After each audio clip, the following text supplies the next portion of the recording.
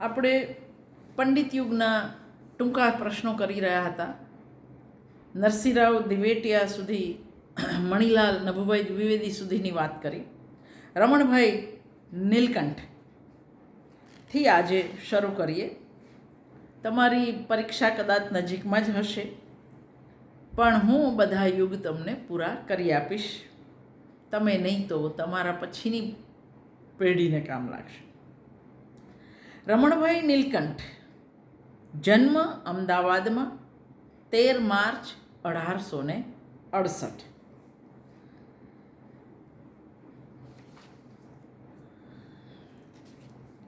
(1887) એ graduate થાય, જે વર્ષે સરસ્વતીચંદ્ર બહાર પડે. અમદાવાદ પ્રાર્થના સમાજનું મુખપત્ર જ્ઞાન સુધા એ રમણભાઈને સોંપાય, જે રમણભાઈએ 1919 સુધી ચલાવ્યું. 87માં સોંપાયું જ્ઞાન સુધા. જો પ્રિયમવદા મણિલાલ નભુભાઈ દ્વિવેદીનું, જ્ઞાન સુધા રમણભાઈ નીલકંઠનું, તો તમને પત્રકારત્વના જવાબો પણ અહીંથી મળતા જાય. રાયનો પર્વત નાટક સિવાયનું રમણભાઈ નીલકંઠનું બધું જ લખાણ જ્ઞાન સુધામાં પ્રગટ થયું. એટલે આ બધું જ લખાણનો પહેલો અર્થ આપણે કરવાનો કે ભદ્રમ ભદ્ર હાસ્ય પ્રધાન નવલકથા એ જ્ઞાન સુધામાં પ્રકાશિત થયેલી. અને જ્ઞાન સુધાનું એ ઐતિહાસિક મહત્ત્વ છે કે આપણી પહેલી હાસ્ય પ્રધાન નવલકથા ભદ્રમ ભદ્ર એ જ્ઞાન સુધામાં છપાયેલી.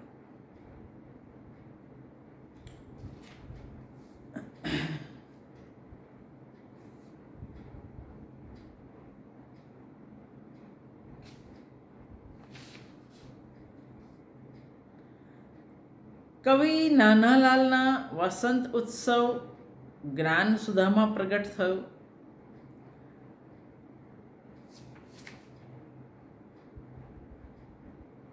નાનાલાલ પ્રેમ ભક્તિના ઉપનામે અહીં પ્રવેશે છે.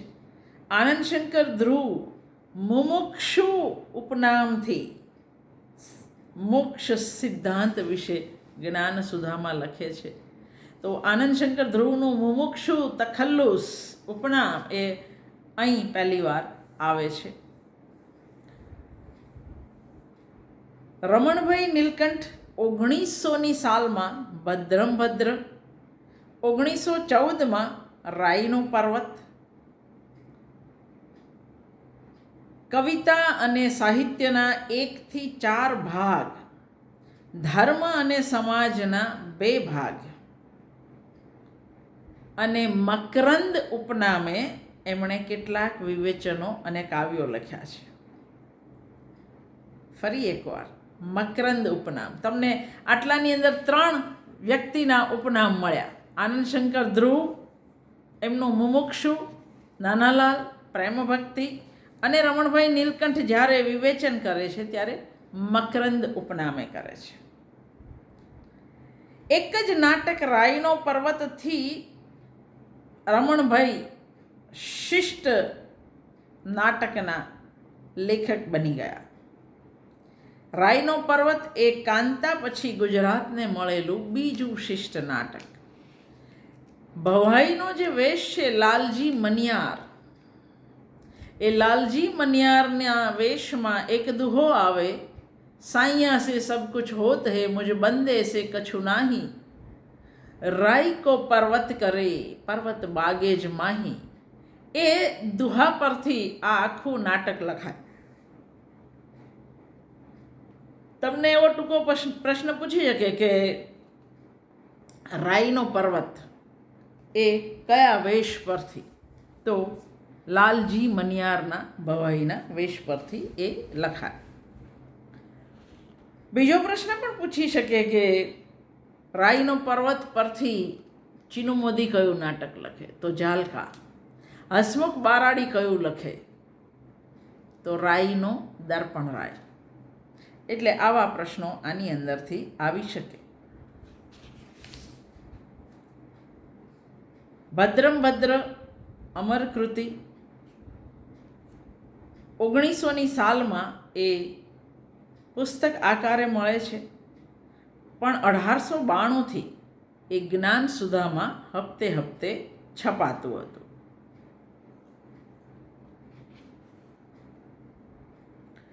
ભદ્રમ ભદ્રના અનુસંધાનમાં નરસિંહરાવ દિવેટિયાએ ઉત્તર ભદ્રમ ભદ્ર લખ્યું. એટલે ટૂંકમાં ભદ્રમ ભદ્રએ બહુ જ વિવાદ જગાવેલો અને લોકોએ એની સામે આવી બધી કૃતિઓ રચીને પણ પોતાની પ્રતિક્રિયા આપેલી. રમણભાઈ કવિતા અને સાહિત્યના જે 4 ભાગ છે એ એમને મહત્વનું કામ ગણાય છે.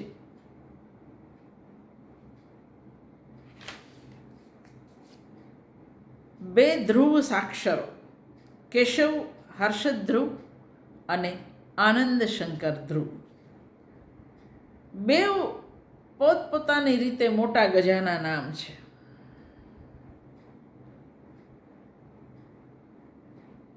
કેશવ હર્ષદ ધ્રુવ મોટા, આનંદ શંકર કરતા.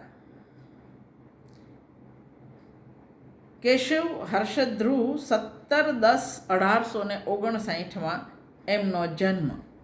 એમનું જે મોટું કામ છે એ કામ મધ્યકાળની કૃતિઓના ઓથેન્ટિક વિશ્વસનીય સંપાદનો એમણે આપ્યા.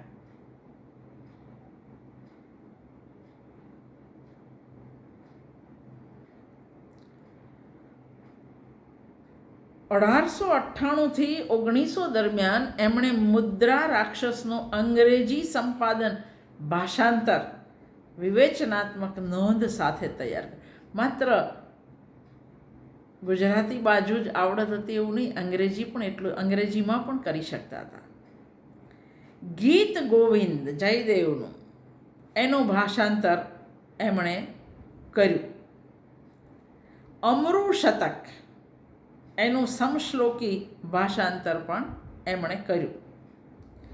ભાલણની કાદંબરીનો પૂર્વ ભાગ અને ઉત્તર ભાગ, 15મા શતકના પ્રાચીન ગુર્જર કાવ્ય રત્નદાસ કૃત હરિશ્ચંદ્ર આખ્યાન અને અખાના અનુભવ બિંદુના સંપાદનો કેશવ હર્ષદ ધ્રુવે કર્યા. એમાં કાદંબરી એ એમનું બહુ જ મોટું કામ ગણાય.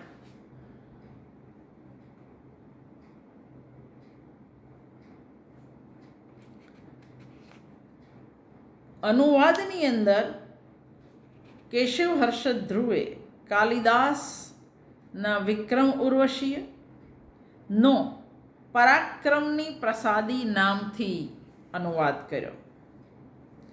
શ્રી હર્ષના પ્રિયદર્શિકા નાટકનો એમણે વિંધ્ય વનની કન્યકા 1915માં અનુવાદ કર્યો અને ભાસના સ્વપ્ન વાસવ દત્તાનો મધ્યમ વ્યાયોગ અને પ્રતિમા નાટકના ગુજરાતી અનુવાદ પણ એમણે આપ્યા. અનુવાદક તરીકે એમની છાપ બહુ જ સારી. અમૃ શતક અને ગીત ગોવિંદના અનુવાદો વખણાયા. આનંદ શંકર ધ્રુવ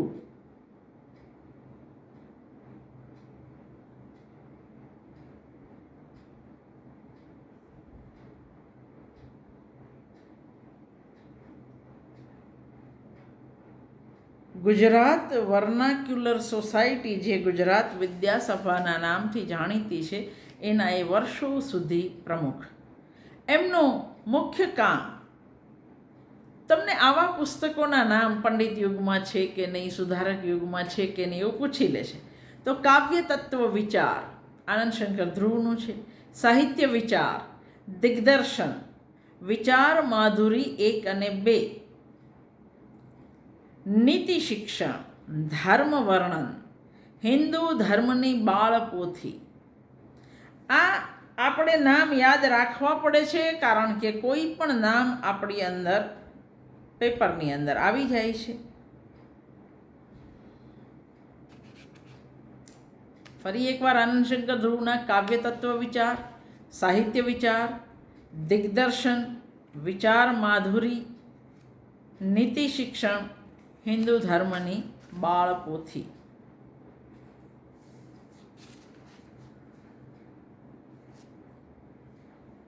એમાં સાહિત્ય વિચાર, દિગ્દર્શન અને વિચાર માધુરી એ શિક્ષણ, સમાજ અને સંસ્કૃતિને લગતા જ્યાં લેખ એમના સમાવિષ્ટ છે તે.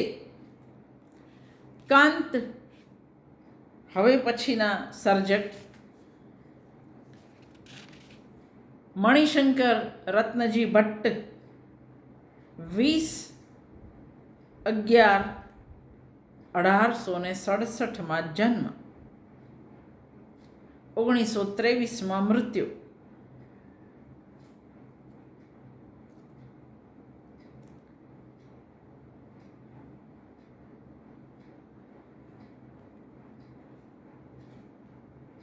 કલાપી સુરસિંહજી તખ્તસિંહજી ગોહિલ. બેઉની વચ્ચેની મૈત્રી જાણીતી છે. કલાપી અને ઠાકોર, કાંત અને ઠાકોર, કાંત અને કલાપી આ સમયગાળાની ઉત્તમ દોસ્તીના આ બધા ઉદાહરણ છે. કાંતની કવિતાનો પહેલી વાર વખાણ રમણભાઈ કરે તો કલાપી ને પ્રકાશમાં મણિલાલ નભુભાઈ દ્વિવેદી લાવે.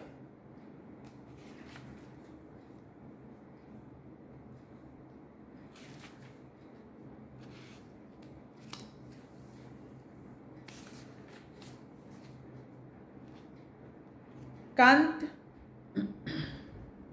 ખંડકાવ્ય માટે પણ જાણીતા, ઉર્મી કાવ્ય, સાગર અને શશી જેવા માટે પણ એટલા જ જાણીતા. પણ વધારે જાણીતા ખંડકાવ્ય, એમાંય તે અતિજ્ઞાન, વસંત વિજય, ચક્રવાક મિથુન અને દેવયાની એના માટે સૌથી વધારે જાણીતા. વળી એક વસ્તુ યાદ રાખવાની છે કે દેવયાની, વસંત વિજય અને અતિજ્ઞાન એનો આધાર મહાભારતની કથાઓ છે, કારણ કે ખંડકાવ્યોમાં ખ્યાત વૃત્ત જોઈએ. પણ ચક્રવાક મિથુન એ પુરાણ ખ્યાત નહીં પણ લોક ખ્યાત દુહા પરથી આવ્યું છે. જે રીતે હમણાં જ આપણે જોયું કે રમણભાઈ નીલકંઠે ભવાઈના વેશનો એક દુહો એના પરથી રાઈનો પર્વત લખ્યું, તો ચક્રવાક મિથુન કાંત સાંજ પડે દિનાથ મેં ચકવી બેઠી રોય, ચકવા ચાલો જઈએ જ્યાં સાંજ ન પડતી હોય, એવા દુહા પરથી, લોક દુહા પરથી એ ચક્રવાક મિથુન લખે છે.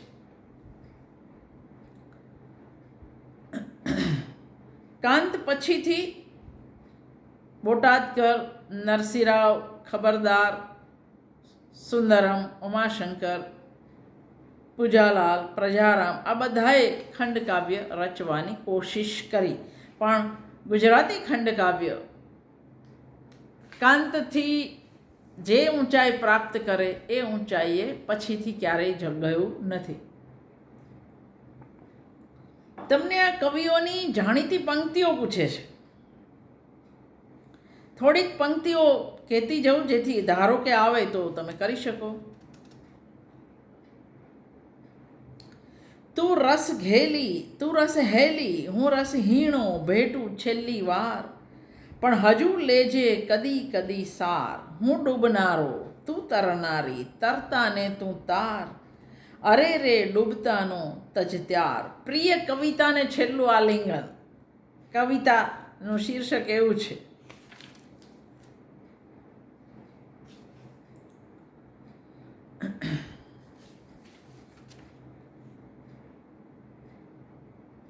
આ કલાપીની પંક્તિ હતી. આપણે કાંતની વાત કરતાં કરતાં કલાપીમાં જતા રહ્યા. તો કલાપીની થોડીક જાણીતી પંક્તિઓ. યારી ગુલામી શું કરું તારી સનમ, ગાલે ચુમો કે પાનીએ તું ને સનમ. પણ તમને આવી જાણીતી નથી આપતા, તમને થોડીક ન જાણીતી હોય એવી આપે છે. મિટ્ટી હતો તે આપનો બંદો બન્યો તે શી રહમ, જે પોષતું તે મારતું એવો દિશે ક્રમ કુદરતી. પ્રેમને કારણો સાથે સંબંધ કંઈએ નથી, દર્દીના દર્દની પીડા વિધિને દિશે ખરી. અરે તો દર્દ કાં દે છે ને દે ઔષધ કાં પછી, પેલા દર્દ આપે પછી ઔષધ. આ બધી કલાપીની જાણીતી પંક્તિઓ છે, બહુ જ જાણીતી. એટલે આવી પૂછાય તો તમે નસીબદાર, તમે બચી જાઓ.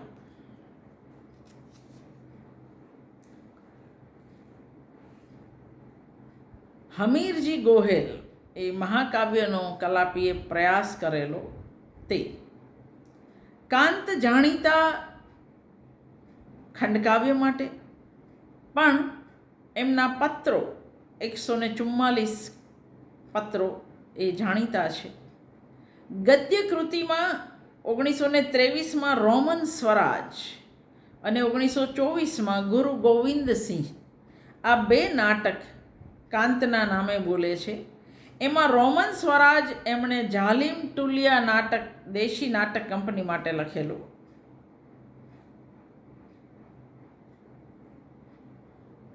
પણ કાંતનો શિક્ષણનો ઇતિહાસ એ પુસ્તક બહુ જાણીતું 1895માં. અને સિદ્ધાંત સારનું અવલોકન, સિદ્ધાંત સાર એ મણિલાલ દ્વિવેદીનું પુસ્તક છે. તો આ જે વારે વારે પૂછાય છે, શિક્ષણનો ઇતિહાસ પૂછાય છે કાંતના નામે. અને તમે વિદ્યાર્થીઓ એવું વિચારો કે કાંતે થોડું શિક્ષણનો ઇતિહાસ એવું લખ્યું, એ તો ખંડકાવ્યના કવિ હતા. કાંત વડોદરાના કલાભવનમાં વર્ષો સુધી અધ્યાપક હતા.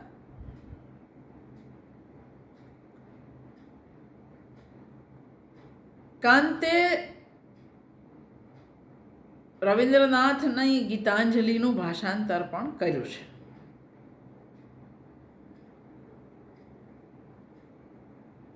કાંત અને કલાપીના પત્રો પણ જાણીતા છે. તો એનું પણ સાહિત્યના ઇતિહાસમાં ઘણું મહત્ત્વ છે.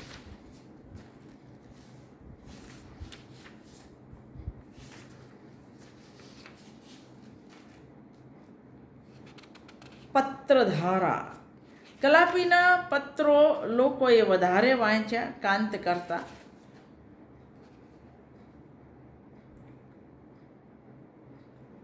કાશ્મીરનો પ્રવાસ એ કલાપીનું પુસ્તક. કાંતની બે અનુવાદ કૃતિ માલા અને મુદ્રિકા તથા નારી હૃદય.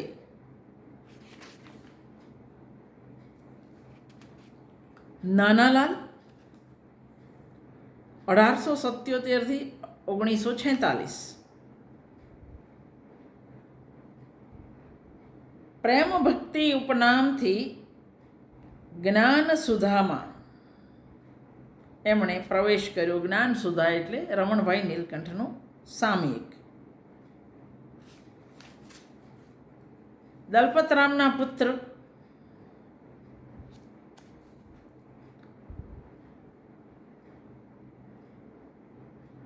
રમણભાઈએ પ્રેમ ભક્તિ કોણ છે એ જાણ્યા વગર, એટલે કે દલપતરામના દીકરા તરીકે એમનું કાવ્ય નહીં છાપેલું, એમ જ છાપેલું.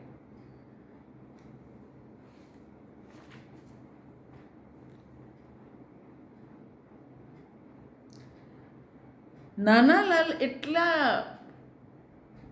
એના ઉર્મી ગીતોથી, ગરબાથી એટલા તો જાણીતા બન્યા, એટલા લોકપ્રિય બન્યા કે લોકોએ એમને કવિ સમ્રાટ, મહાકવિ, સર્વોત્તમ કવિ એવા બિરુદ આપેલા. ઠાકોર એના પહેલાંથી લખતા થયેલા, પણ નાનાલાલની લોકપ્રિયતા એ નાનાલાલની લોકપ્રિયતા હતી.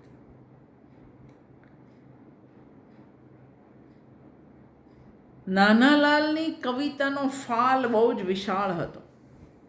ઉર્મી કાવ્ય, ખંડ કાવ્ય, ચિત્ર કાવ્ય, રાસ, ભજન, પદ, બધું જ અછાંદસ, ડોલન શૈલી, બધું જ પ્રેમ, પ્રકૃતિ, પ્રભુભક્તિ, રાજભક્તિ, રાષ્ટ્રભક્તિ, વીર પૂજા, પિતૃ, આ બધા એમના કાવ્યોના વિષય છે.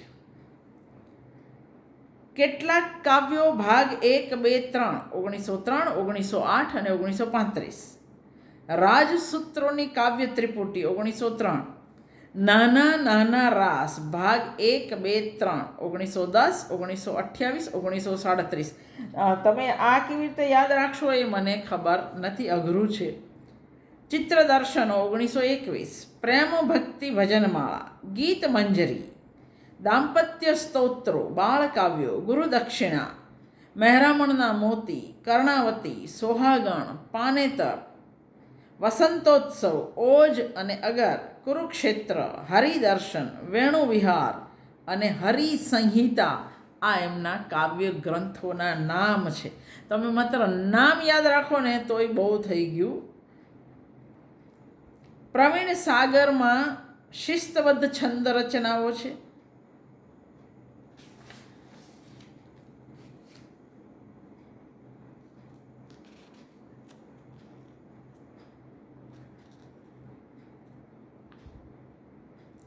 વિરાટનો હિંડોળો જાકમ જોર કે આભને મોભે બાંધ્યા એના દોર.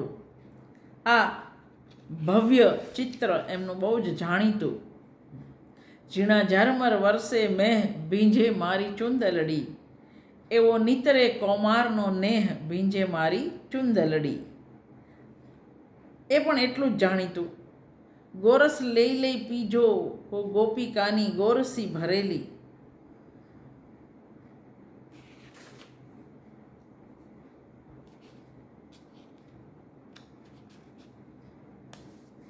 ઓ રસ તરસ્યા બાળ રસની રીતમાં ભૂલશો, પ્રભુએ બાંધી પાળ રસ સાગરની પુણ્યથી.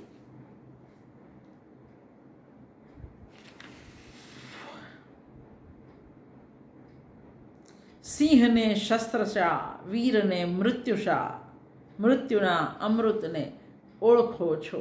આ એમની જાણીતી પંક્તિ. તમને પંક્તિઓ પૂછે છે એટલે મારા નયણાની આળસ રે, ન નીરખ્યા હરીને જરી, એક મટકું ન માંડ્યું રે, ન ઠરિયા ઝાંખી કરી. પેલા દિવ્ય લોચનિયા રે પ્રભુ ક્યારે ઉઘડશે, આવા ઘોર અંધારા રે પ્રભુ ક્યારે ઉતરશે. આ બધી પંક્તિઓ નાનાલાલની બહુ જ. ચંદ્રીય અમૃત મોકલ્યા રે બેન, ફૂલડા કટોરી ગૂંથી લાવ, જગમાલણી રે બેન, અમૃત અંજલિમાં નહીં ઝીલું. વસંતોત્સવ અને ઓજ અને અગર એ એમના 2 ખંડ કાવ્ય છે. કુરુક્ષેત્ર એ નાનાલાલે મહાકાવ્યનો પ્રયોગ કર્યો. પ્રયોગ જ, એ થઈ શક્યું નથી.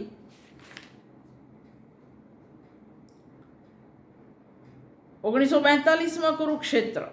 હવે દર્શકની નવલકથાનું નામ પણ કુરુક્ષેત્ર છે, એટલે આવા ટૂંકા પ્રશ્નોમાં ગૂંચવાવાનું નહીં. નાનાલાલના કાવ્ય સંગ્રહનું નામ પણ એ 1942માં કુરુક્ષેત્ર. હરિસંહિતા નામે વિરાટ કાવ્ય. હરિદર્શન આખ્યાન શૈલીમાં. નાટકો ઇન્દુકુમાર અંક 1, 2, 3, જયા અને જયંત, સંઘમિત્રા, શહેનશાહ અકબર, જહાંગીર નૂરજહાં, શ્રી હર્ષદેવ, રાજર્ષિ ભરત. આવા નાટકો ઐતિહાસિક. પૌરાણિક વિશ્વગીતા, રાજર્ષિ ભરત જેવું પૌરાણિક નાટક પણ આપ્યું. વિશ્વગીતા પુણ્યકથા એ તત્વજ્ઞાન વિષયક એમના પુસ્તક, એમના નાટક. પ્રેમકુંજ એ ગ્રામ જીવનને લગતું નાટક. પણ જાણીતું થયું જયા અને જયંત, જેની અંદર સ્ત્રી પુરુષ સંબંધના વાયવી ખ્યાલ, પ્લેટોનિક ખ્યાલને એમણે નાટકનો વિષય બનાવ્યું છે. અને એની પંક્તિ બહુ જાણીતી. જયા ગોથીશું એવા જીવન, તું મારું ધનુષ હું તારું બાણ.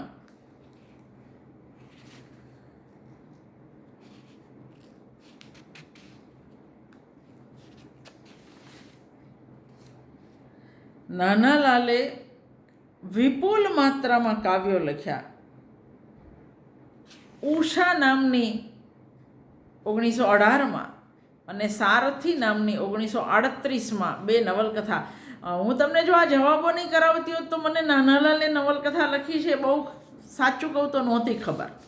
પણ 2 નવલકથા, ઉષા 1918 અને સારથી 1938, એક વાર્તા સંગ્રહ જેનું નામ પાંખડીઓ, કવિશ્વર દલપતરામ નામે ચરિત્ર.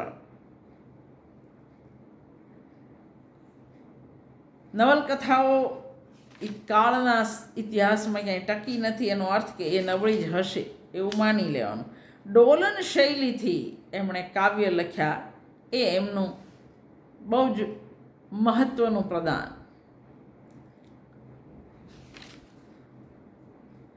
તો નાનાલાલ સુધીના ટૂંકા પ્રશ્નો પછી હવે મહત્ત્વના સર્જક બક ઠાકોર. નાનાલાલ જ્યારે પૂનામાં ભણે છે 1899માં, ત્યારે બળવંતરાય ઠાકોર, બક ઠાકોર એ જ કોલેજમાં અધ્યાપક હતા, ભણાવતા હતા.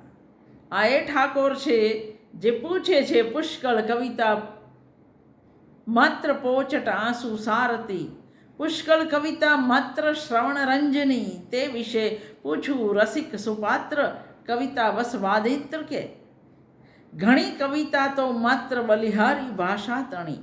આ ઠાકોર 1888માં આરોહણ કાવ્ય શરૂ કરે અને છેક 1900ની અંદર એ પૂરું કરે. નાનાલાલ કરતાં મોટા છે, પણ ખ્યાતિ નાનાલાલને પહેલાં મળે છે.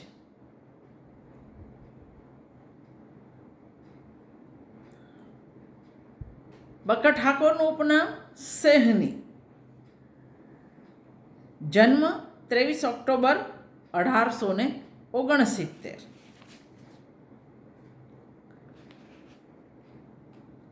શિક્ષણની વર્તમાન પદ્ધતિ, એના પર એમણે વ્યાખ્યાન આપેલું છે. વિધવા વિવાહ વિશે પણ એમણે ભાષણ કરેલું છે.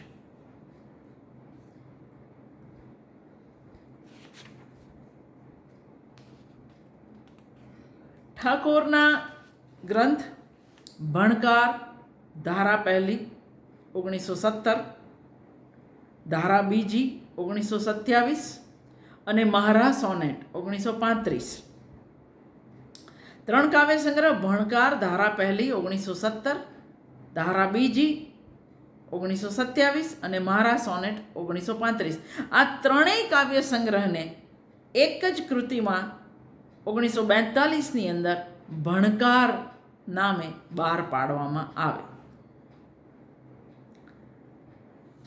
બક ઠાકોરે અંબડ વિદ્યાધર રાસનું સંપાદન કર્યું છે અને વિક્રમચરિત રાસનું પણ સંપાદન કર્યું છે. આપણી કવિતા સમૃદ્ધિ નામે સંપાદિત કાવ્ય સંચય, દર્શનીઓ એ એમની મૌલિક ભાષાંતરિત એવી વાર્તાઓ, પણ વાર્તાકાર તરીકે કોઈ ઠાકોરને પણ યાદ કરતું નથી. એનો અર્થ કે એ પણ એવી નબળી જ વાર્તાઓ હશે એવું આપણે માની લઈએ. 75 આ ગઈ પરીક્ષામાં જ પૂછાયેલું છે. 1946માં એ એમણે આપેલા વ્યાખ્યાનોનો સંગ્રહ છે. લિરિક 1928, કવિતા શિક્ષણ 1934, નવીન કવિતા વિશે વ્યાખ્યાનો 1943. 3 નાટકના અનુવાદ આપે છે: વિક્રમોર્ષીય, માલવિકાગ્નિમિત્ર અને અભિજ્ઞાન શાકુંતલ.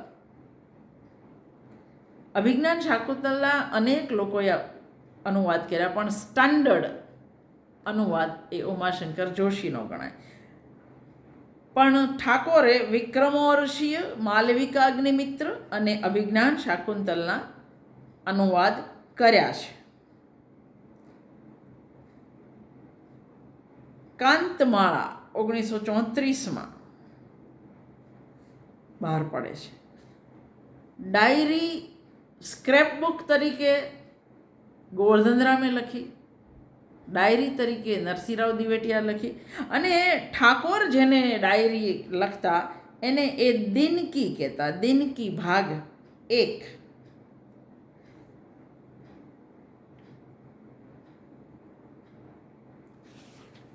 એમની જાણીતી પંક્તિઓ જે તમને ક્યાંય પૂછી શકે, આવી શકે, ખાસ તો જેમ કાંત ખંડકાવ્ય માટે જાણીતા છે એમ ઠાકોર સોનેટ માટે જાણીતા છે.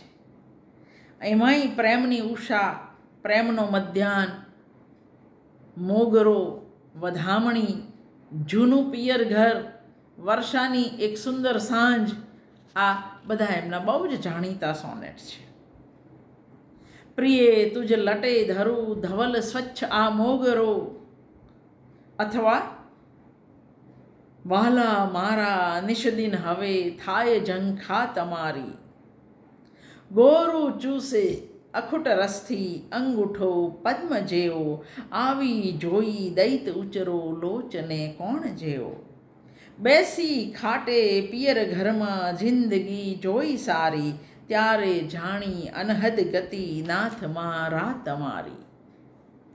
આ બધા એમના બહુ જ જાણીતી કાવ્ય પંક્તિઓ છે.